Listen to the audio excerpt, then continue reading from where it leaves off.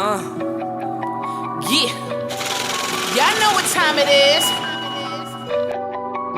Yeah, since we transitioning over to Wilder, you know what I'm saying? Let's talk about it. The fight. Wilder, Luis Ortiz too. Right. What you think? Who you got? Yo, Ortiz will beat a lot of dudes on their best day. I just believe that. I believe it's going to be a good fight. It possibly can be a great fight. But I just don't got him beating Wilder. No. Nah, maybe Wilder right now, especially after fighting what's the boy with the unorthodox style? Tyson Fury. I think that was the worst thing to happen for people. Because if you able to eventually crack, the Da Vinci Code when it comes to, the way that Tyson Fury, can move. He's very agile, very big, like hard to hit. Yeah. And when you able to crack that, like that basically makes it harder for all other fighters because he can figure them out, a lot easier. Right. And it'll be a lot easier to hit. That's why I believe that Wilder for Anthony Joshua was a bad matchup. Yeah, and then you figure, Ortiz gonna come with nonstop pressure. Ortiz gonna bring it. You know what he's gonna bring.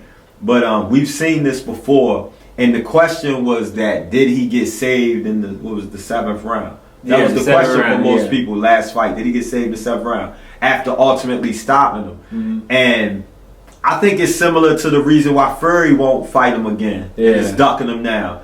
And Fury never expected to touch the canvas like that in his lifetime. Mm-hmm. He never, I don't know if he's ever fathomed the idea. He touched the canvas before, but it wasn't, he wasn't hurt at all. Yeah, not in that fashion. Yeah. Like to be clean knocked out and to have to just literally become the waking dead. Right. Like, because they arguing, the debate is, was he knocked out? What the count should have been. Right. And I think with Ortiz, it's going to be one of those things where we've seen it before. You're giving Wilder a chance to adjust to what he's already seen. And I just think that the mental space that he lives in as far as combat is elite. He doesn't get the credit he deserves as far as how he used the ring, the skill that he possessed. They think he's just throwing wild punches, but he's a very brilliant boxer, and he's a very good student of boxing. He's a technician more than people give him credit for because of the flash that's associated with how it looks. Right, absolutely. But he's technically, he's not just knocking people out just because he hit hard. It's the angles. It's how he's throwing the jabs. Yeah. It's where he's how he's counterpunching. It's the aggression. It's the way he works the ring. I just don't. Ortiz fighting his perfect fight. I don't know if that's still enough to beat Wilder. Yeah, to kind of go back when he fought Tyson Fury. See, a lot of times the way they judge and assess Wilder is kind of like Shaq, when he played. He don't get a lot of foul calls because, he's just big and dominant. You know what I'm saying? But he was getting him with a lot of body shots. Yeah. He was hitting Fury, with some uppercuts that he wasn't getting credit for. You know what I'm saying? But that speaks to his greatness, because when you look at a person like that, and then you also look at Floyd Mayweather, you look at the Muhammad Ali's, how they basically was given unfavorable treatment. You know what I'm saying? Like, that just speaks to the level of where he at. You know what I'm saying? Because he's an elite fighter. Yeah. Remember, they was telling him to go fight Luis Ortiz, right? And then when he beat Luis Ortiz, what they say? They say, Luis, who has Luis fought? But Luis Ortiz was Anthony Joshua's mandatory. Man, Ortiz is man. Look, listen here. He's definitely in that top 5. He's a monster. For sure. He could, on any given day, catch somebody slipping I just don't think, you know. And then just to give what's the other boy we just talked about, the one that Wilder fought Tyson Fury. Tyson Fury. I'm not even gonna lie, that dude is he's a great, crazy, unorthodox fighter to defeat. So to overcome that challenge of figuring out that Rubik's Cube of a fighter, to put him on the canvas like that, you know, is like it's very like, Fury is a very hard fighter to fight. And now you figure, now after that experience and all the work that he's been putting in with on top of what he's already had, I just feel like I don't know, man. I got love for Ortiz, but I think he's really just doing it to prove that 7th round wasn't a fluke, and that he's gonna prove it. Like what was the dude he just fought when they thought it was gonna Brazil? Come on, Dominic man. Brazil. Everybody, man. People, look, man. Here's why Wilder is going to be just as big as Floyd Mayweather. He may not. Now I'm not saying he's gonna make the same amount of money, but he's gonna be just as iconic.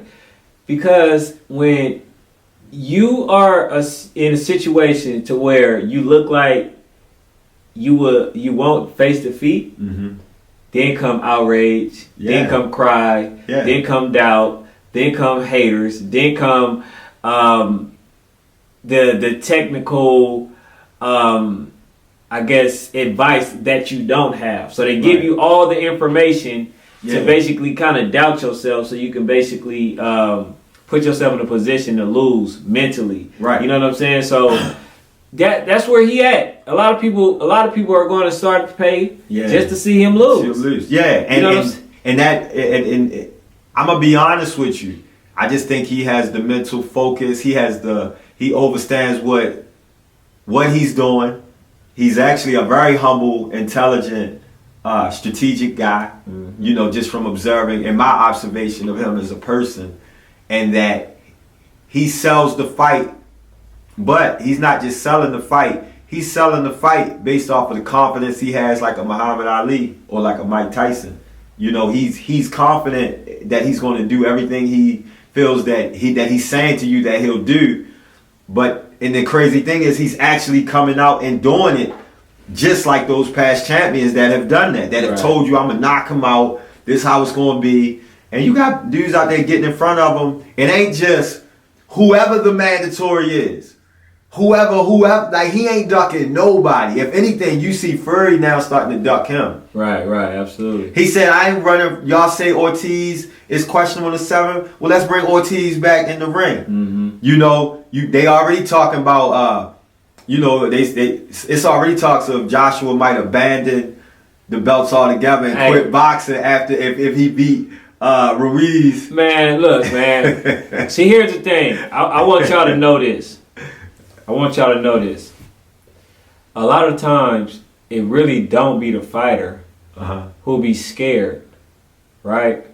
Sometimes, actually on some occasions, it be the promoters. Oh, yeah. Who give that advice, who basically talk to their fighters and kind of does damage mentally. Yeah. Oh, you shouldn't fight this person. Because I remember, like, Eddie Hearns was to just use that as an example, was fighting, was trying to get Kell Brooks to avoid Errol Spence. And he was his mandatory, so he basically advised against that at all costs. You know what I'm saying? So he's known to give advice to people, you know, to not actually take certain fights. Yeah, you know for him it's a business. Yeah. You know, so he's speaking purely from a business standpoint. He ain't speaking from the perspective of what the fans want, the fight that should happen. You know, they gonna move things, shaking around so it can work, so they can maximize the dollar, how lucrative they can make the situation. Yeah. So you know, that's what promoters do, man. So we gonna get to that, but I'm gonna give my opinion, because I want to talk about, are promoters even needed today? You know what I'm saying? I want to talk about that, but I'm gonna just give my opinion on what I think, you know, would transpire in the Ortiz Wilder fight. Okay. You know, on my take, I believe that Wilder wins the fight. I believe that, like I said, him fighting Tyson Fury actually made it harder for other fighters, because if he would have just fought Luis Ortiz right after, you know what I'm saying, he beat him, then I'd still be kind of like jittery or so, something like that. But he fought a guy that was so hard to hit, who's very agile, who's very elusive, who, you know what I'm saying, can basically make you swing and then, you know, miss by this much. Mm-hmm. You know, it hasn't been nobody who can really do that in a heavyweight outside of Muhammad Ali. Yeah. You know what I'm saying? He's great. So being that he fought and he was able to basically figure out how to, you know, counter that, you know, I think he beats Luis Ortiz a lot more convincingly without the actual controversy. You know, I think it'd be controversy anyway, because people trying to create it, you know, far as saying like they don't want to see him fight because Luis Ortiz is the old man. I guess he's the old man that nobody want to fight. You know what I'm saying? Yeah, like he's that guy that you say, oh, I don't have to fight him, but deep in your mind, you know, and it's the possible. It's like Ruiz. Right. Because look, Ruiz up until that point was only had one loss on his record. No one was looking to promote or put him in that position on a, you know, as somebody to promote as a champion. Mm-hmm.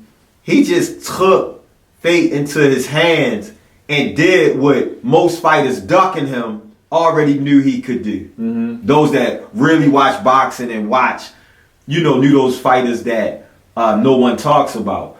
And Ortiz is the same thing. It's like, people ain't lining up to fight Ortiz. He's got, what, one loss on his record. Right. It ain't like he got a bunch of L's on his record.